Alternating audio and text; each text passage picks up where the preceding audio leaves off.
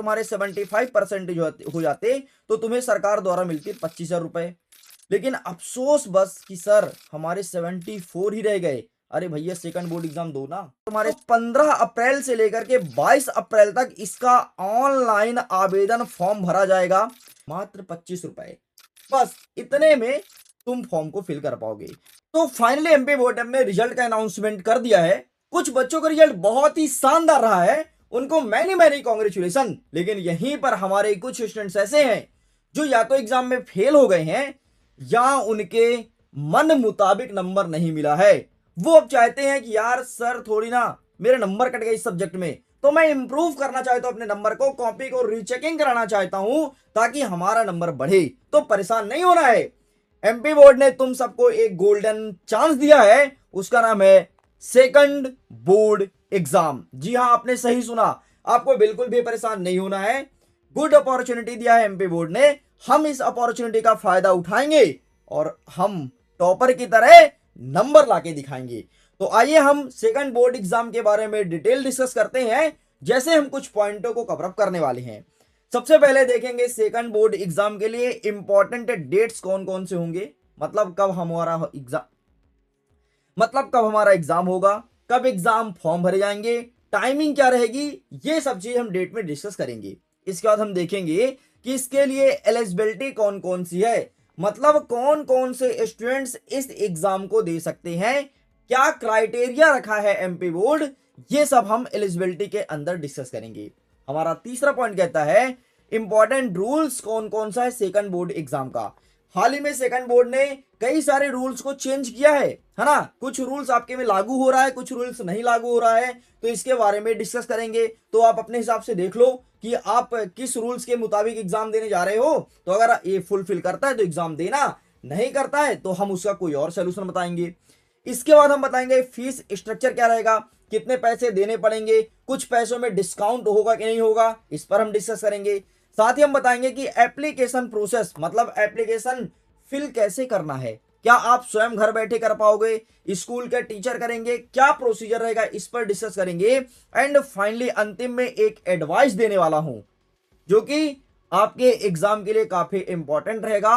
हो सकता है ये एडवाइस ऐसा हो कि जो तुम्हारे नंबर अभी कम हुए हैं, हो सकता है चुटकी बजाते तुम्हारे नंबर इंप्रूव हो जाएं, तो ऐसा एडवाइस तुम्हें देने वाला हूं। तो पूरा का पूरा रूल्स एमपी बोर्ड ने जारी कर दिया है, 15 तारीख को जारी किया, जिस दिन आप लोग का रिजल्ट आया है। तो ये पूरा पेज में जितनी भी बातें लिखी हैं, इसका मैं निचोड़ या सारांश तुम्हारे सामने रखने वाला हूं।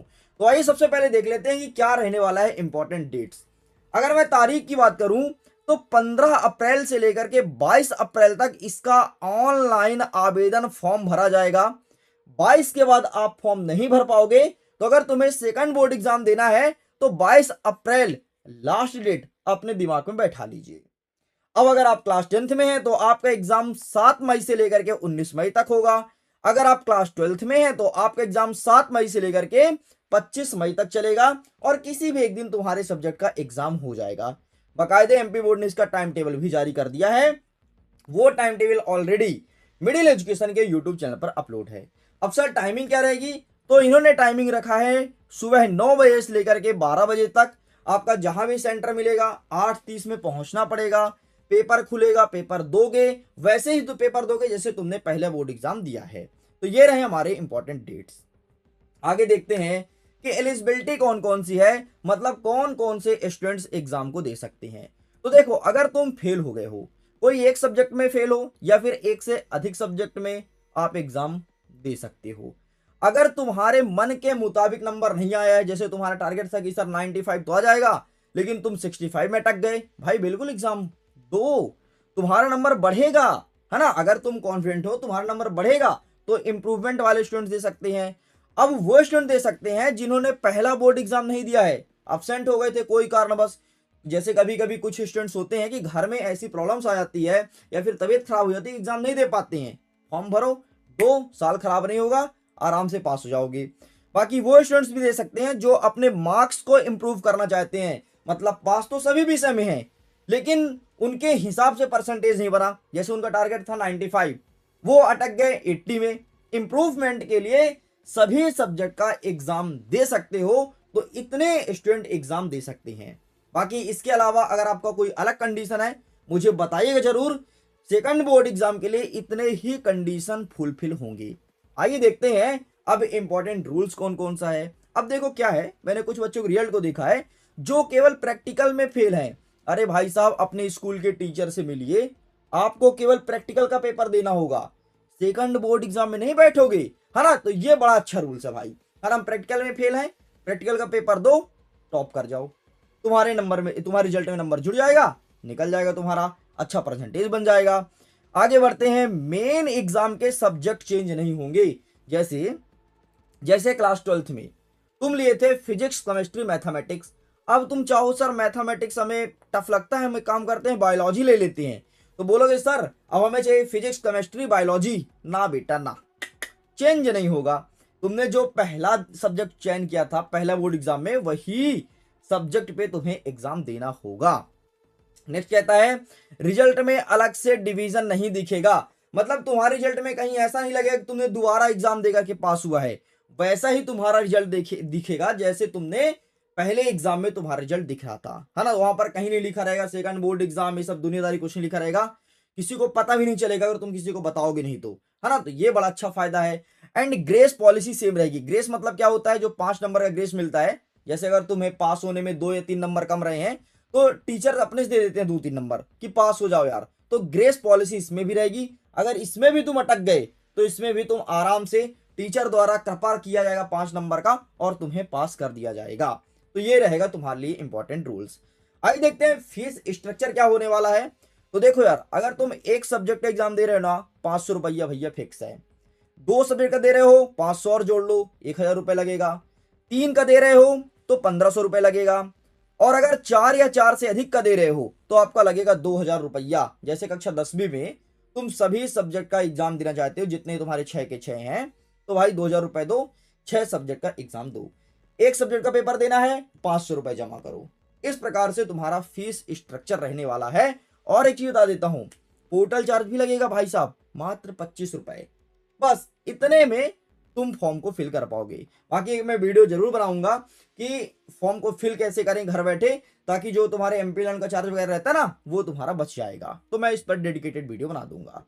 आगे बढ़ते हैं, अब हम देख लेते हैं कि एप्लीकेशन मतलब फॉर्म फिल करने का प्रोसेस क्या रहेगा। तो सबसे पहले फॉर्म फिल कर सकते हो आप MP ऑनलाइन मतलब mpbse.nice.in के ऑफिशियल साइट में जाकर के।